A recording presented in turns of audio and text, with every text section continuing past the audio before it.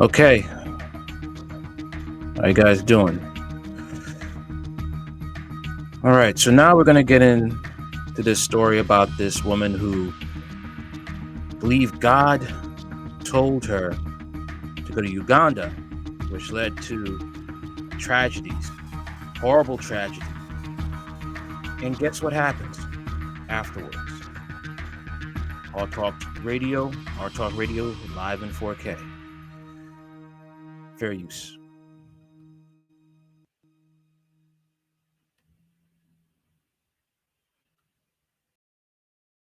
A Bedford woman is facing disturbing allegations about her nonprofit in Uganda. Renee Bach is being sued for allegedly operating a medical facility without a license, leading to the death of hundreds of children. 10 News reporter Jessica Jewell is digging into this, and she is live in the newsroom. Jessica? We got our hands on this copy of the lawsuit. The Women's Pro Bono Initiative and two mothers filed this civil suit in a court in Uganda, saying actions by the group, the nonprofit, serving his children, led to the deaths of their children. The allegations stirring up a firestorm of criticism, and tonight, the woman taking the heat is firing back.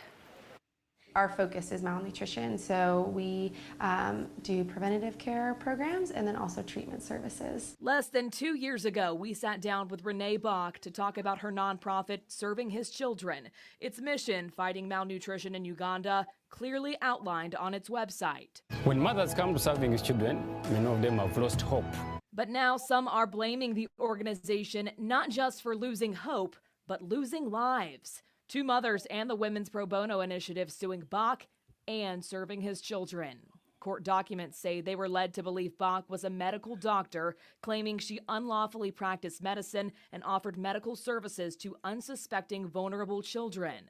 In these now deleted images, she's seen wearing a stethoscope, administering care to children.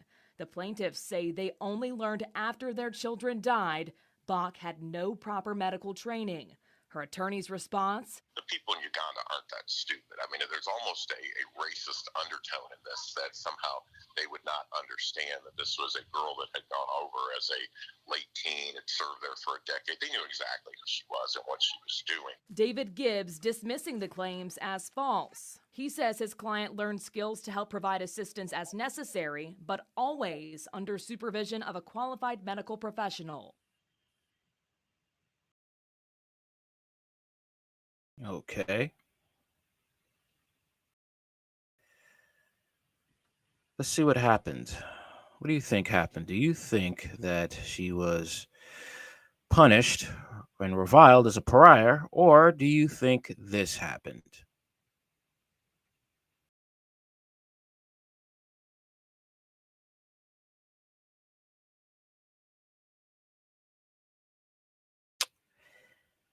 Yep. Person I'm talking about is Renee Bach, who defends herself in the new HBO series Savior Complex. I think some of the most wild accusations that were made about me is that I killed 800 children. I was medically experimenting on children. Renee Bach says at the heart of the trailer for HBO's Savior Complex, compared to Adolf Hitler, assumed to be part of the KKK. It's kind of like, where do you begin now? Where to begin, indeed. While there are a lot of documentaries about suspicious deaths, there are vastly less that feature lengthy interviews with the alleged killer. But this 3-part original HBO docuseries features remarkable access to Bach, who felt called by God to help malnourished children in Uganda as a then 19-year-old American missionary. Years later, the whistleblower accusation alleged that Bach personally treated children at her charity facility despite having no medical qualifications. She was denounced on social media as the angel of death and a horrifying example of white saviorism. Looking back, Bach insists, I did not kill children. Her opinions is balanced by commentary from her facility's head nurse, activists, actual medical professionals, mothers who sued over claims that their kids died in Bach's care, and more. Delve into complexities of Savior Complex when it debuts on September 26. Yep. That is basically it. All right. White makes right. People will say, you're racist. You're racist. No, that's a reality in America and, in our society and also across the globe in certain continents. Look what France is doing to Niger right now. Look what France is refusing to do is to leave Niger alone. Okay. You see that. We have history books on how white racists believe they are the best thing ever, especially those who will take the Bible and break one of the commandments, taking the Lord's name in vain. I mean, if God called you, wouldn't you be studying for a medical license? Hmm? God called me to be a mechanic. Does that mean that I'm going to go and ask people to trust their cars with me and just start tinkering with it, even though I have had no training whatsoever in auto mechanics to fix cars? Hmm? And I could cost people their lives once that car leaves off my area? Hmm?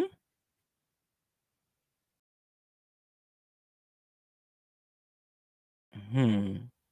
And do you think I would get a docu-series? Of course, this is a black man behind the mic. Do you think I would get a docu-series after people lose their lives through placing their cars in my care, uh, that I have no experience fixing cars? Hmm? Let's just say. Let's just say, for the sake of argument.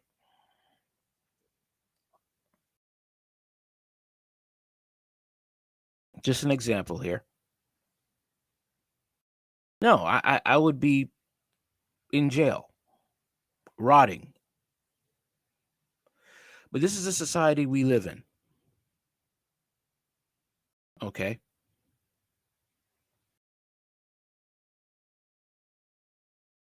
On to the next story now. All right. It's sad that this is how it is. And I hope those African mothers did get justice. I hope they did. Because once again, you see how the white savior complex is at it again.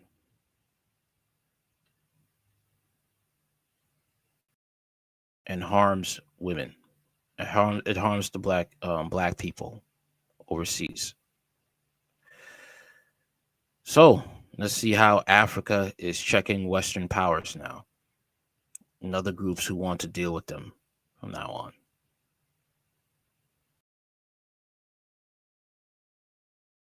Fair use. People who do not live in Africa are not African and do not understand what these resources mean for the continent. Moving forward, if you want to do business with Africans, if you want to benefit from African resources, President Cyril Ramaphosa says there are new terms of doing business. Take it or leave it, because they're partners who are willing to respect Africans when it comes to doing business with them. This continent is rich in the critical minerals that will drive business success in the 21st century. The continent has resources of lithium, vanadium, cobalt, platinum, palladium, nickel.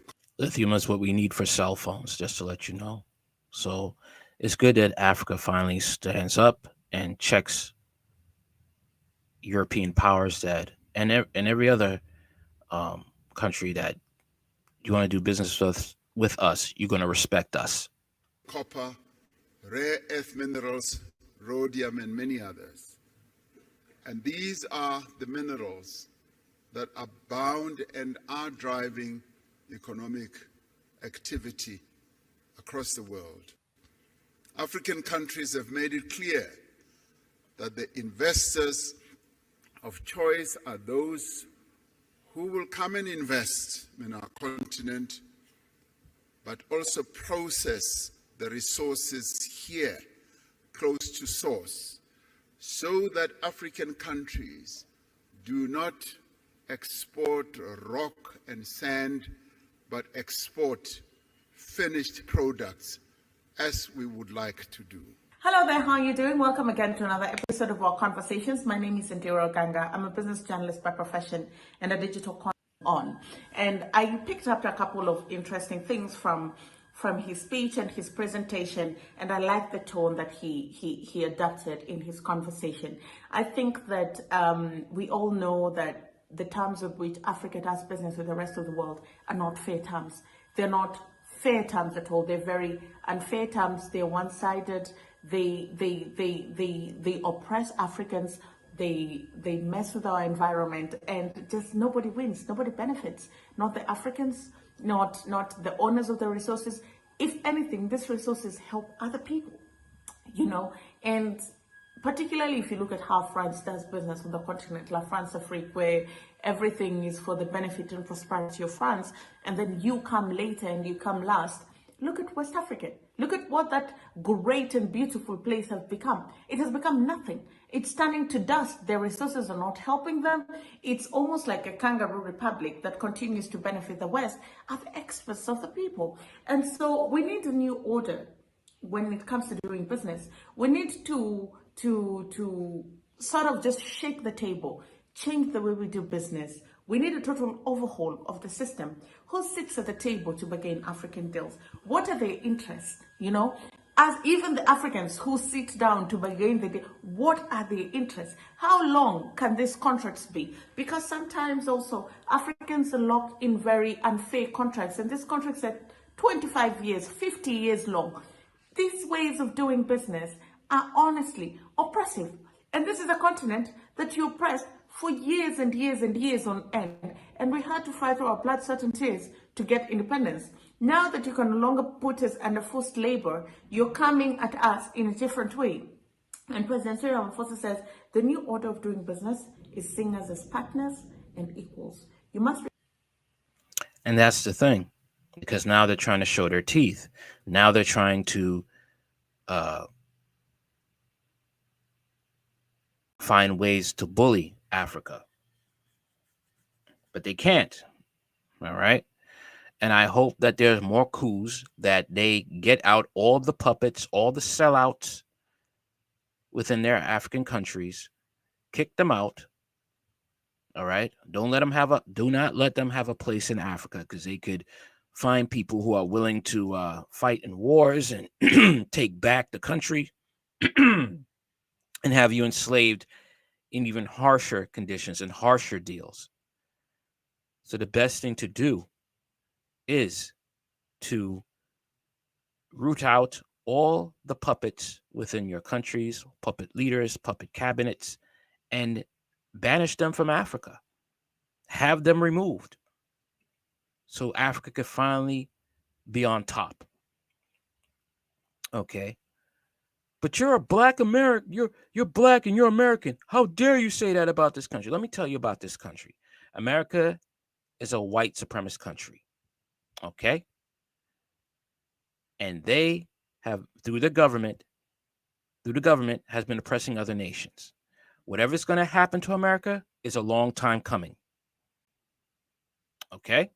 A long time coming.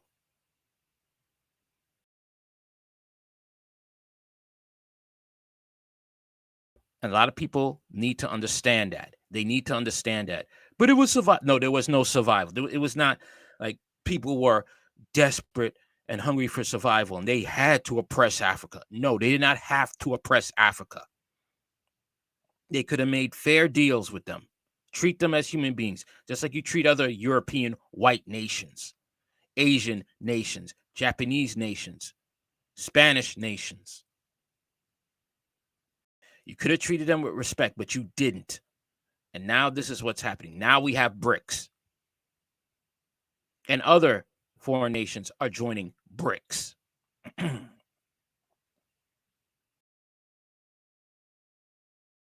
Okay? And that is something that people are going to have to grow up and understand. Quit acting stupid, like you don't know what's going on. Why people are the American government and some of its people, especially white races, are very narcissistic and evil. And they want you at the bottom of the heel. And when you dare raise that heel up and fight back, they play victim. No, no, no. No, no. Okay.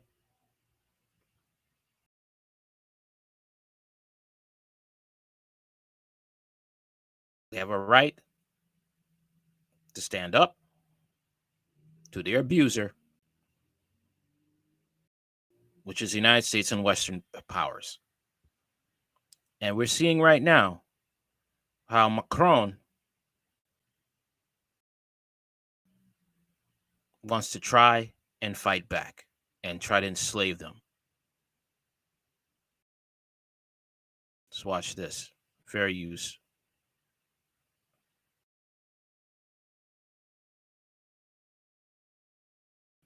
Plot for military intervention in the country. This unfolding situation emphasizes the delicate balance of regional politics in West Africa and raises questions about France's role in the region.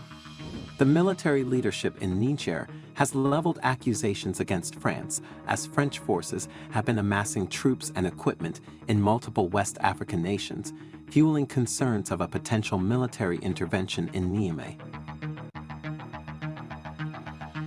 Colonel Amadou Abdrahmane, the spokesperson for the Niger coup leaders, explained that France's military cargo aircraft have facilitated the unloading of significant quantities of war material and equipment in Senegal, Ivory Coast, and Benin. This raises questions and concerns about the intentions and activities of France in the region. Colonel Amadou Abdrahmane went on to elaborate that France is persistently deploying its troops in several ECOWAS countries as part of its preparations for a potential military intervention against Niger. According to his statements, this planning is in collaboration with the ECOWAS community organization. This statement from Colonel Amadou Abdrahmane comes at a time when tensions between Niger and France, its former colonial power, are steadily escalating following the military coup that took place on July 26th. The coup and its aftermath appear to have strained diplomatic relations between the two nations, leading to accusations and suspicions of external involvement in Niger's internal affairs. Paris has shown its support for the deposed President Mohamed Bazoum and has resisted Niger. See what I'm saying? These Western puppets. Niger's calls to withdraw its troops and ambassador from the Sahel nation. In Niamey, thousands of people persist in staging nearly daily protests near a military base housing French troops, demanding their withdrawal. France currently maintains approximately 1,500 troops in the country, and these ongoing demonstrations reflect the public's strong sentiments regarding their presence. A French defense military source has informed AFP that Paris is engaged in discussions with the military regime regarding the withdrawal of certain elements of its presence in Niger. These talks suggest ongoing negotiations between France and the Nigerian authorities as they address the evolving situation. These comments seem to align with the statements made by the military-appointed Prime Minister Ali Mohamed Lamine Zein, indicating a consistent message from the military regime regarding the presence of foreign forces in Niger. However, French President Macron's statement clarifies the French position, indicating that the withdrawal of French troops from Niger would require a request and coordination from the ousted President Mohamed Bazoum only, and not the military junta. Relations between Niger and France have indeed deteriorated since Paris declared the junta illegitimate. This declaration by France, along with its continued military presence in Niger, has been a source of tension and contention between the two nations. Amid the ongoing standoff between Niger and France, it appears that the military government is considering a strategic move to exert pressure on France. One potential course of action being contemplated by the coup leaders is targeting the approximately 30 French corporations currently operating within Niger. There you go. There you go. He got to hit France where it hurts. Hit France where it hurts. The money. All right. These Europeans who want to play this game, they forget that they have businesses at stake in these countries, especially places like Africa, countries like Niger. And they think that they won't just, all right, you want to play this game? You want to try and meddle in our affairs, refuse to leave, want to try to establish coups? Great. Shut down all these French companies in Niger. And would be a good idea is find other leaders that are sentimental to your cause and understand the oppression of European Western powers and shut them down. Kick them out. Let them know that you mean business. All right. So let's talk about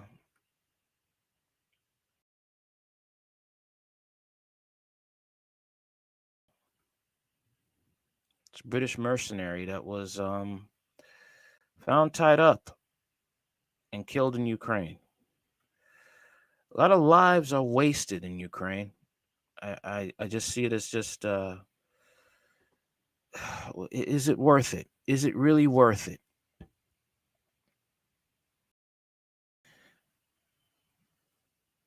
Jordan Chadwick was discovered underwater in mysterious circumstances, the UK Foreign Office has confirmed. The body of British mercenary was found tied up in a body of water in Ukraine earlier this summer. The UK Foreign Office confirmed on Friday.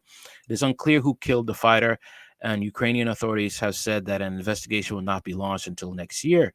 Jordan Chadwick, who served in the British Army from 2011 to 2015, traveled to Ukraine last October to join the International Legion. Lancaster police told his mother in June that he had been found dead in the body of water with his hands tied behind his back. The Foreign Office confirmed his death to multiple UK media outlets on Friday. The 31-year-old's body was repatriated to the UK last month. The Ukrainian military will open an inquest into his death in February, the BBC reported. It is unclear where Chadwick died or who killed him. Likewise, it is unclear whether Chadwick was drowned to death or was dead before he was thrown into the water. Chadwick is one of the more than a dozen British nationals killed in Ukraine since the conflict began last February. Those killed include 22-year-old Samuel Newey, who died in combat last month, and Simon Lingard, who was killed by artillery fire in the unsuccessful defense of Atomsk and Bakhmut last November. 3 days after Russian forces entered the Ukraine last year, President Vladimir Zelensky put out an appeal for foreigners to join the country's International Legion. Thousands answered, but stories of ill-prepared recruits, incompetent commanders, and horrific losses soon emerged. The Legion shifted its recruitment efforts solely to military veterans shortly afterwards, but foreign fighters in Ukraine have consistently described conditions on the front line as hell, with casualty rates in some units reportedly as high as 85%. Some 12,000 hired guns have traveled to Ukraine since the start of the conflict, the Russian Defense Ministry estimated in July. As of July, just 2,200 remained in the country, with 5,000 killed and the rest fleeing Ukraine, the ministry stated. However, the commander of the Georgian Legion, another foreign mercenary group, claimed in June that the true number of foreign fighters in Ukraine is much higher. Nearly 20,000 foreigners were serving in Ukraine at that time. Mamuka Mamasufavili told British media, with almost 3,000 British citizens among them. Yeah, I don't see a point in fighting a war that is just suicide. I don't see the point of it all. I don't. All right, but this is Ukraine. This is Ukraine, and people think, that's a smart thing to do, even though their commanders steal from their own troops, leave their, you hear stories of these soldiers suffering from tuberculosis, medical supplies stolen from the commanders and sold on the black market. Ukraine is a very corrupt nation, and even their own people are corrupt. Not all of them, but they don't care. All right, it's just savagery, straight up, upfront savagery. Okay, not giving proper weapons. The military generals would sow discord among their soldiers. If you do such and such for me, you'll get higher pay, and ensuring certain death on the battlefield. Who wants to serve in a military where you can't even trust the people over you to give you clear direction and to trust them with your lives? Who wants to do that?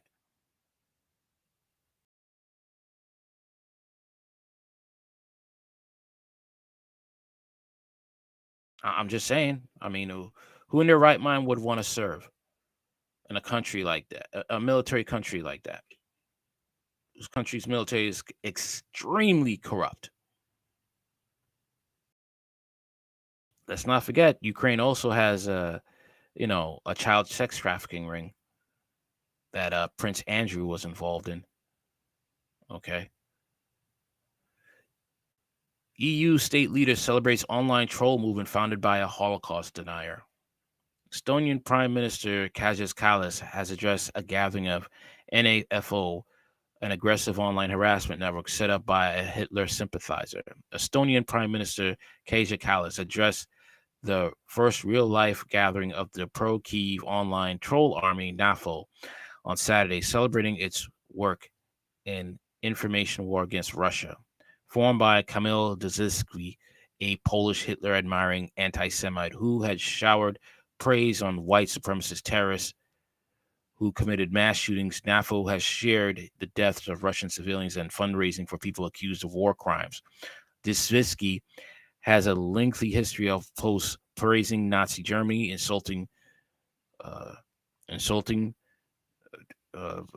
victims of the descendants of the Holocaust, and denying the Holocaust. An acronym for North Atlantic Fellows Organization, NAFU is a collective of internet users easily identified by their use of Shibu Inu avatars and their fanatical support for the Ukrainian army, referring to themselves as fellas.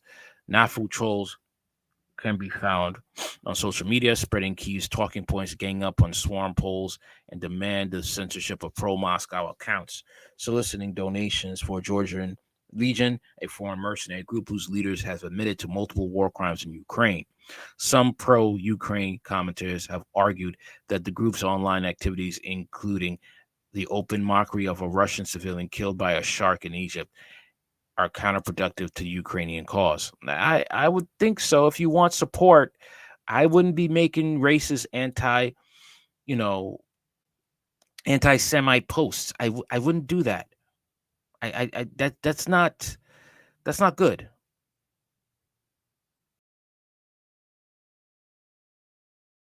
All right. The group held its first real-life summit in Vilnius on Saturday, mirroring the NATO event, which starts in the Lithuanian capital on Tuesday. Kallas, who described herself last year as one of the fellas, addressed the darkened room of keyboard warriors by video link. NAFO, she said, serves as an example of how to fight Russian disinformation and bad takes with good humor, intelligence, and enthusiasm. So let's hear what Miss Kaja Kallas, has to say. Dear fellas, I'm really sorry not to be able to be there with you in person for the first ever NATO summit in Vilnius. But I will be following in your footsteps in a few days when NATO leaders meet. As a proud honorary just remember, Joe Biden is siding with this. Republican and Democrat are siding with Ukraine, a neo-Nazi nation. This is where your tax dollars are going, people. U.S. tax dollars. Those who are in Europe, that's where your tax dollars are going. Here we go. Bella, I want to send my greetings to you, and I wish you the most based NATO summit possible. As I've said before, the aggressor must be defeated on the battlefield, but Russia is also waging a war against our democracies, an energy war, a cyber... Hold on. Isn't Zelensky the one jailing journalists, putting them in jail, and some of them have never to be heard from again? Who's waging war on democracy again? Cyber war and information war. Democracies need to take steps to defend themselves in all these areas, as well as holding the line to defend a world where rules still apply and where technology works for, not against, democratic societies. You are all a living example of this, fighting Russian disinformation and bad takes with good humor, intelligence, and enthusiasm. Behind every fellow is a real person. You are volunteering A real racist. your time and energy because you believe in Ukraine's victory.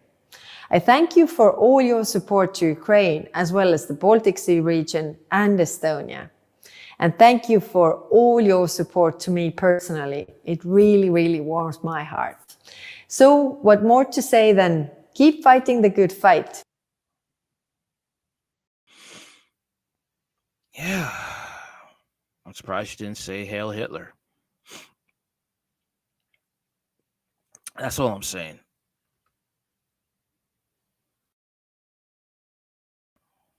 Very disturbing, very disturbing. Keep fighting the good fight, she told the crowd, concluding that NATO expansion is non-negotiable and Ukraine will win. Right, right. It's good to dream, it's good to dream. Doesn't mean it will become a reality, but it's good to dream. NATO has grown into an internet-wide phenomenon over the last year, counting U.S. Congressman Adam Kinzinger, Ukrainian Defense Minister Alexei Ryzhikov, British Defense Minister Ben Wallace, and a host of Western analysts and spies as fellows. This membership role has fueled speculation that the group is tied to Western intelligence agencies. I wouldn't be surprised. Okay, we got a Indiana congresswoman who wants to have your tax dollars support Azov Battalion. Okay, her name is Victoria Sparks. Look her up. Okay. Ukrainian born, but immigrated here. Now she's a congresswoman. Okay. If you live in Indiana, you need to make some calls and to make sure to have her removed. Okay. Because I guarantee you do have some Ukrainians, not all, but you have some Ukrainians that do support Azov Battalion. All right. And they're going to try to do their best to pull a cultural jihad and to find a way to get into positions of government where they could change the laws and where they can help Ukraine and other neo-Nazis across the globe. This is not a joke. This is not a joke. Talking about white supremacy is working harder now. When things go to pot, then it's really going to be hard times for minorities, especially black people. Kallas was not only NATO politician to address Saturday's summit. The meeting opened with a speech from Lithuanian Foreign Minister Gabrielius Landsbergis, and its organizers received a shout out on Twitter from the Ukrainian government. Viewers noted that a blown-up shark on the stage near Landsbergis was an apparent nod to NAFO's cruel mockery. According to a NAFO official Twitter account, the event raised $3,000 for various Ukrainian military and civilian organizations. Okay. This is what's going on, people. This is what's going on.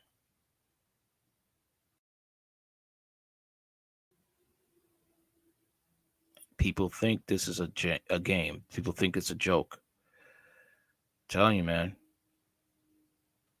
We're in for some really hard times.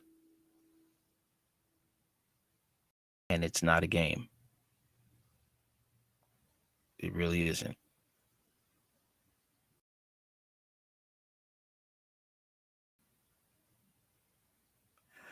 Let's talk about Kathy Hochul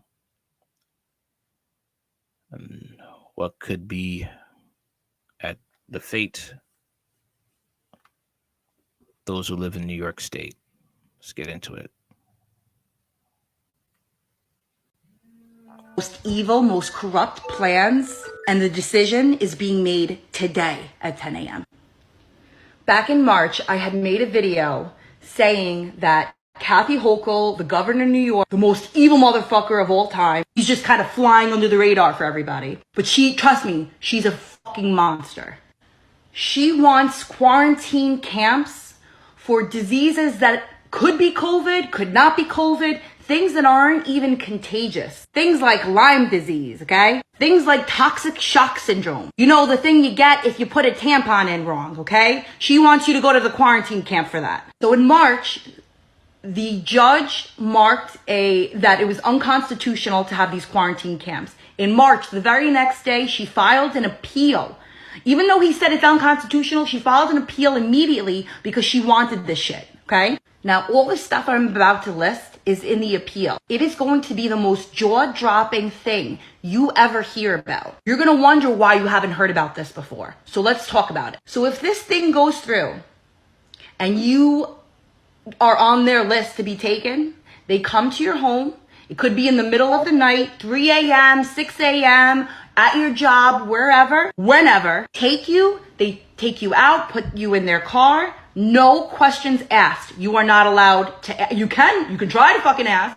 Doesn't mean they are required to give you an answer about why they're taking you, where they are taking you, or how long they're taking you for. Next, it can be any age.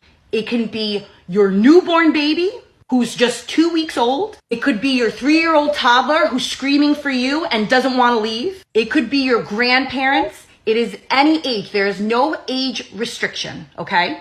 To get you even more mad, this is all real. This is very real and on the actual list if you go look at the appeal, okay? I'm not making this shit up to scare anybody. It's just fucking scary. You have 0 rights when you get there. Just like the J6ers, okay? There is no due process. There is no court hearing. You have 0 rights. They owe you nothing. You are stuck there and you do what you are told. You know, this kind of reminds me of that Rage Against the Machine song. Second. Weeks, months, years. They owe you no time limit. They are not required to give you any amount of time to when you will be released. It's all on them, guys. If that's not bad enough to scare the shit out of you, if this goes through, this is going to make it even worse. You are forced to eat whatever they give you and take whatever medicine they give you. And that is basically what's going on with Kathy Hochul. All right. And let's get into this article here about it.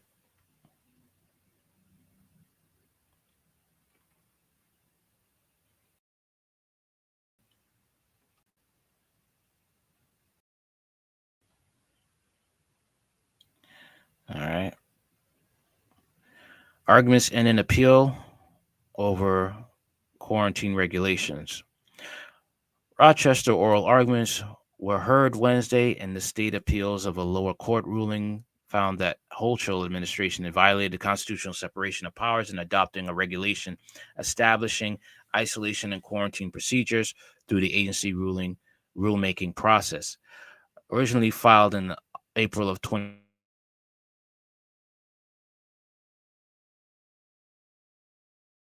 The petitioners of the lawsuit are State Senator George Barillo, Assemblyman Chris Tagg, Assemblyman now Congressman Michael Lawler, and Organization Uniting New York State. The regulation gives the State Department of Health and or the local health authority the power to mandate isolation and quarantine orders for individuals with no proof they are sick or have been exposed to diseases listed in the regulation. It also provides the health authority with the ability to determine the isolation location, which may include facilities outside of one's own home and even using law enforcement to do so. Borrello noted that the list of diseases in regulation went far beyond COVID and included several that are not even communicable and therefore pose no public health threat. He said the list could be easily amended, including to include others. Rule 2.13 is a red flag that underscores the lingering authoritarian approach to governing, which is a holdover from the pandemic. Borrello said Wednesday the unprecedented emergency powers given to the executive branch became the new normal for 2 years and gave a rise to certain abuses like this dangerous isolation and quarantine regulation. The Republican senator from Chautauqua County said the principle at the heart of the lawsuit is the constitutional separation of powers, which he believes was violated by the administration's actions. They overstepped their authority by attempting to enact such an expansive mandate, he said. If we allowed that to occur, unchallenged, it would invite further overreach. In his July 2022 ruling in favor of the petitioners, Cattaraugus County Judge Ronald D. Polet noted in his decision that the legislature had already passed a law that covers this issue. He said PHL 2120 was enacted by the legislature in 1953 and provides a procedure for obtaining a quarantine or isolation order. He further noted that the Rule 2.13 actually contravenes the procedures set forth in PHL 2120 and ignores the balancing act between individuals' rights and the need for public safety. Bobby Ann Flower Cox, the attorney representing the petitioners, said Wednesday oral arguments at the Supreme Court Appellate Division were held because the governor and the DOH are trying to get back the unconstitutional power to isolate or quarantine New Yorkers with no proof you are sick, no proof you have been exposed to communicable disease, and they want the power to lock you up or lock you down for however long they want without any stated procedure on how you can regain your freedom. She said the horrendous regulation would allow the administration to use law enforcement to enforce their orders or isolation or quarantine against residents. No right to an attorney or right to appeal the order until you are locked up, Cox said. Guilty until proven innocent. The trial court last year was the trial court last year was absolutely correct in striking down this regulation. 2 amicus briefs in support of invalidating Rule 2.13 were submitted, one by Assembly members William Barclay, Andrew W. Goodell, and Joseph Giglio, and another by the New Civil Liberties Alliance, an advocacy group headquartered in Washington, D.C. Borrello called the legal effort challenging the state is a David versus Goliath story, citing its teams of lawyers and resources to appeal Pollitt's ruling. However, wastefully spending taxpayers' hard-earned dollars to try to overturn a judicial decision, which is on solid constitutional ground, will only further confirm that this is an executive branch that views itself above the law, he said. Several protesters were outside the court Wednesday morning to protest against quarantine, holding up signs, some of which read, "No quarantine camps." The 5-judge panel is expected to reach its decision on this case in a few months. Governor Kathy Hochul also held a press conference Wednesday afternoon regarding current COVID-19 cases and hospitalizations. She said that while the number of cases isn't as high as it was during the quarantine period, she's encouraging residents to get updated stuff. Yeah.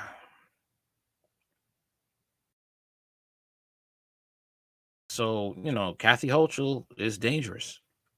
She is very dangerous. All right. And she didn't care about the people of New York State. She didn't care. But I'm glad that they struck it down. But who knows? Who knows what's going to happen later on down the road? So let's talk about Maui. Some disturbing stuff that was found out.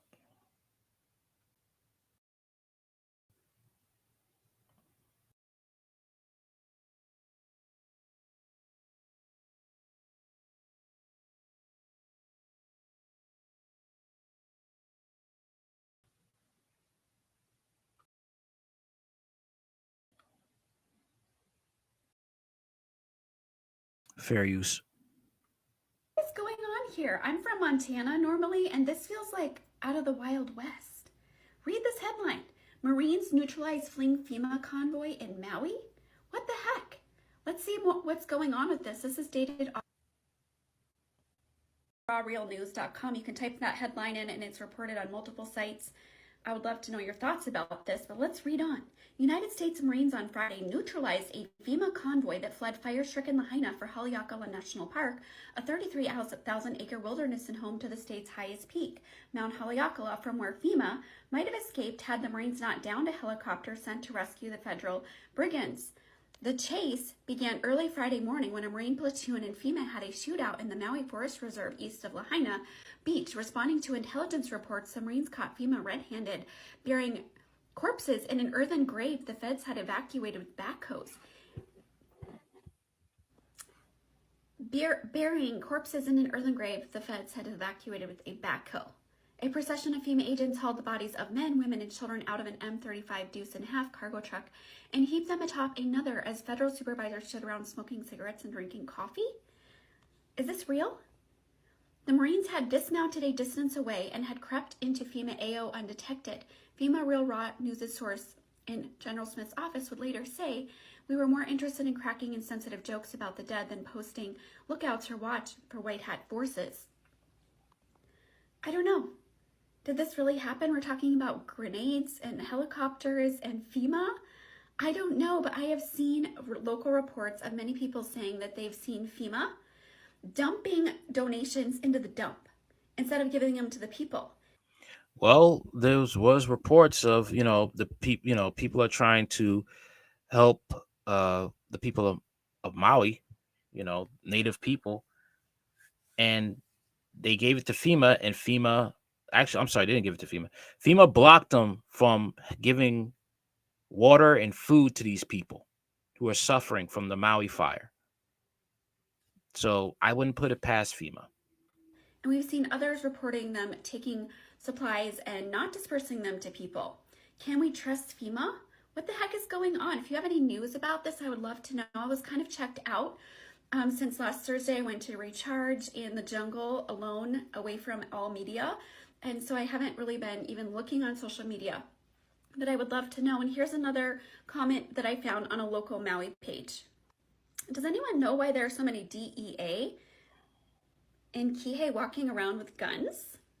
What the heck is going on here? Kihei is really far from Lahaina, and I heard that the DEA agents, which usually deal with drugs, are staying here in Kihei where I live. Really interesting. Do you have any thoughts? Do you have any experiences with this? Please share. Yeah, this is wild, man. Kind of with those things about the energy weapons, There's no energy weapons. All right, no energy weapons. Okay. Houses, homes burnt away in a perfect fashion. Rich people's homes are not affected. Trees are in perfect condition, but the homes are just burnt to a crisp perfectly, by the way, perfectly. All in a nice straight line around the perimeter of that home. All right.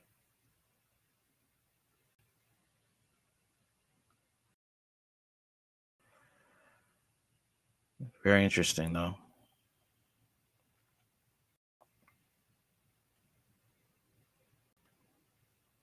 Here's the article, by the way.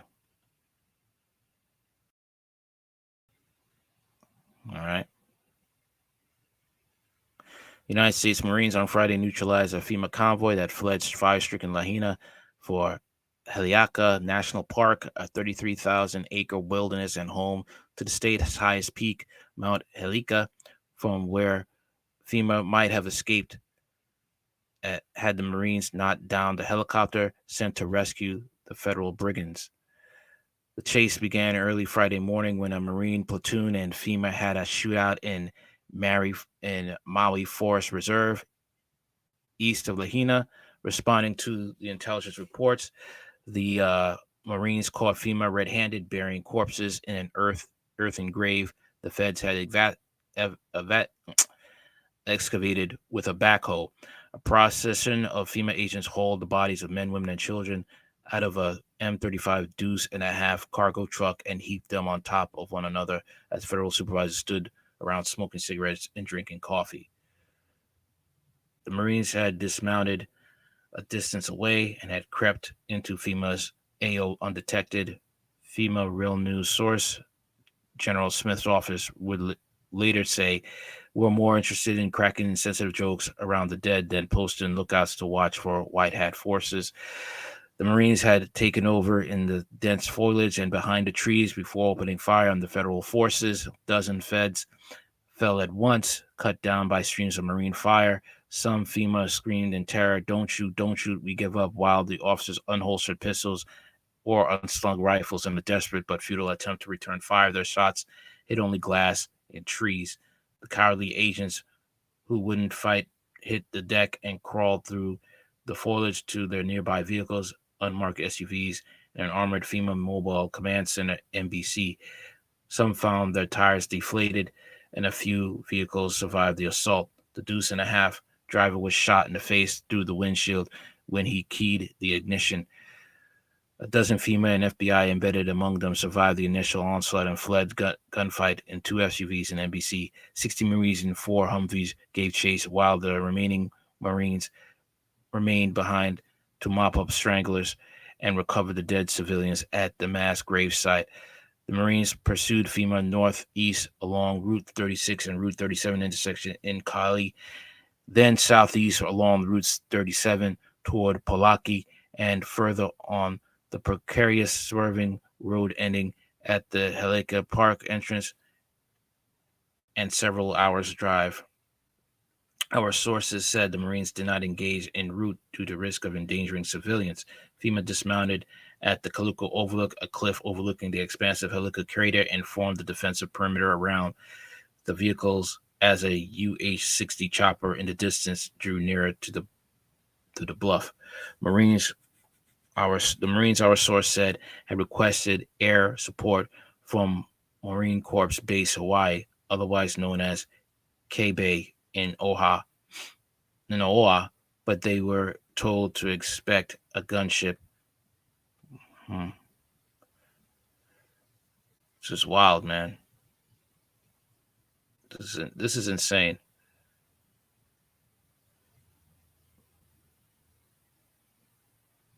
Insane.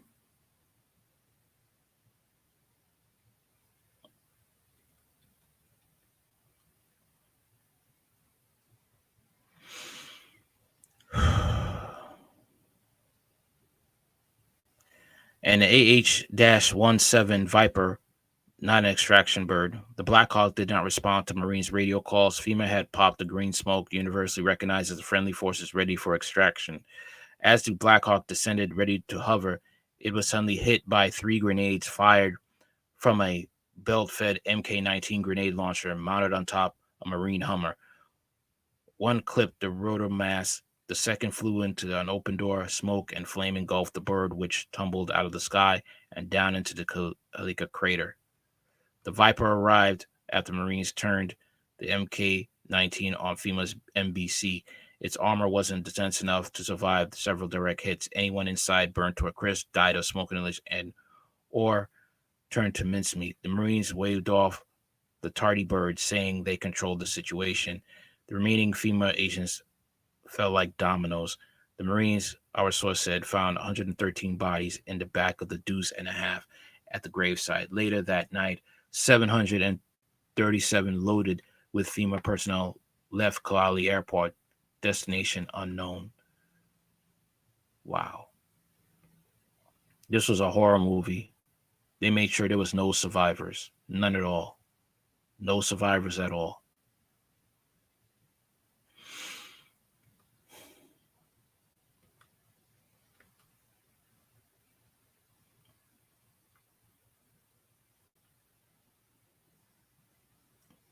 Radically insane, man. But let's talk about somebody else who's, basically doesn't care. Let's talk about Mayor Eric Adams and these budget cuts for New York City. Fair use. On this national crisis, never in my life have I had a problem that I did not see an ending to. I don't see an ending to this. This issue will destroy New York City. An urgent message from New York City Mayor Eric Adams as the number. My thing is this. You knew this would destroy New York City. Why are you trying to act like a victim? Like you didn't know. You kept adding illegal immigrants here time and time again. Kicking out veterans out of hotels. You giving them $8,000 each, $8,000 each. You have homeless New Yorkers here due to the pandemic, and you couldn't help them out with $8,000 each, $8,000. Of migrants who have arrived in the city since last April hits 110,000. The influx has strained resources, with Mayor Adams estimating the crisis could cost potentially $12 billion over the next 3 years. To help counter that, he's asking every city agency to reduce spending by up to 15% in the coming months. President Biden is facing calls to take federal action from Mayor Adams and New York Governor Kathy Hochul, as well as Illinois Governor J.B. Pritzker and Chicago Mayor Brandon Johnson, who are facing a migrant crisis of their own. We reached out to the White House for a comment, and they provided a list of actions it's taken, including assisting the state and city of New York with more than $140 million in federal funding this year, as well as the state of Illinois and the city of DHS has provided more than $1 billion through grants programs to help communities who are supporting arriving migrants. Requested an additional $600 million for shelter and services programs in the supplemental, and we continue to call on Congress to fulfill that request. Provided the state and city of New York more than $140 million in federal funding through DHS. Providing the state of Illinois and the city of Chicago more than $40 million in federal funding through DHS. Can't read the other one here, but I think they should all take that money. Don't give it to the illegal immigrants. Give it to New Yorkers. Give it to people in Chicago who are actually starving, who are born there, who need jobs, who need money to feed their families, create jobs. Here, you need a place to stay. Take some of this money, buy a cheap house, and use the rest of the money to set aside for the bills. Use the rest to get a trade. All right? That's what you do. Don't give it to the illegal immigrants. They're not born here.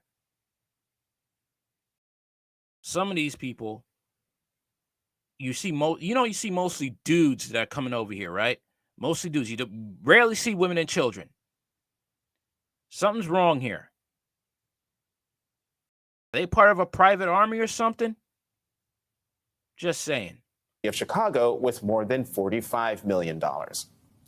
Joining me now is the mayor of New York City, Eric Adams. Mayor Adams, thank you for coming back to the Sunday show. Yesterday, you warned agency heads they must slash their budgets by 15% by next spring to compensate for the increasing costs of the migrant crisis. Is this a way to put pressure on New York State and the federal government? What was your thought process in making this decision? No, not at all. And first of all, I'm glad you played that clip at the top of this conversation, because there's a clear distortion that my comments were anti-immigrant, anti-migrant. The Trump Republicans are trying to use it as such, which is not true. And then even the far left is trying to use it as anti-immigrant. We've done more than our share. Over 110,000 migrants have arrived in this city, 60,000 still remaining in our care. And the announcement we made yesterday is stating that we have to go and do several rounds of finding cost efficiency, 5%, 3 times in a row, that's 15%. We've already spent, and this year we're going to spend up to $5 billion. Think about that for a moment. Getting $140 million on a $5 billion national price tag is not acceptable. Not acceptable, but you were pushing this. You were pushing for illegals to be here. I don't understand your logic. You're pushing for this, and I was like, oh man, I made a mistake. You think when everybody else was telling you that you made a mistake? You think? What's happening in Chicago right now? I wonder what's going on in Chicago. What's going on here? Let's find out.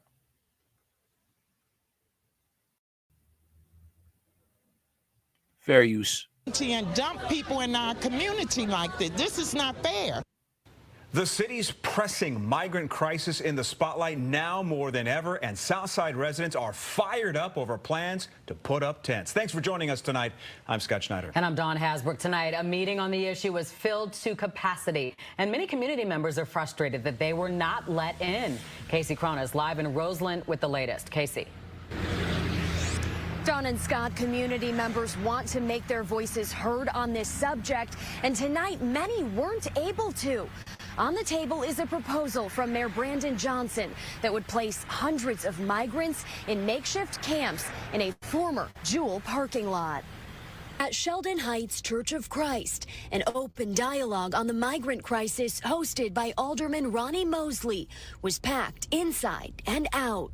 First of all, they definitely chose this venue for a reason. They chose a small venue so that they could discourage the community from being able to show up. With fall and winter fast approaching, Mayor Brandon Johnson is looking to move migrants from police stations into what the city is calling winterized base camp. One of the Chicago police officers got a female immigrant pregnant, right? Yep, more problems. They don't care. Chicago, if you thought Chicago was a crime-infested city now, you haven't seen nothing yet. This is essentially like a Band-Aid to a gunshot wound. You are putting a Band-Aid on a huge problem at hand. One potential site, the former Jewel parking lot at 115th and Halstead. I think that's a bad idea. They want to push this out of sight and out of mind. But it's coming with pushback, many calling on the city's leaders to focus on the needs of taxpayers. We are the residents of this community, and we demand that they do not put these people here. They're not even following the rules in the police station. What makes us think that they're going to follow the rules here? Residents tell us they are in need of groceries. This is going to end badly for them. I feel bad for them because they're going to suffer. All right. They're going to feel oppressed. They're going to get robbed. Crime is going to go through the roof, and they're probably not going to get arrested.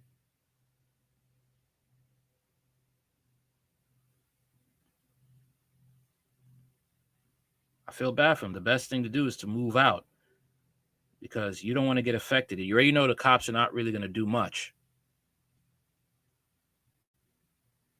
They're not.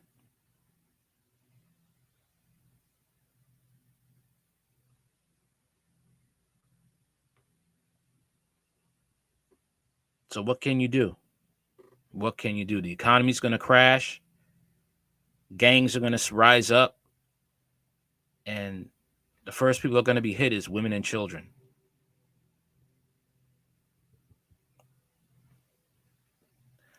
This is all by design, by the way. You cannot deny that. This is all by design to bring down the country.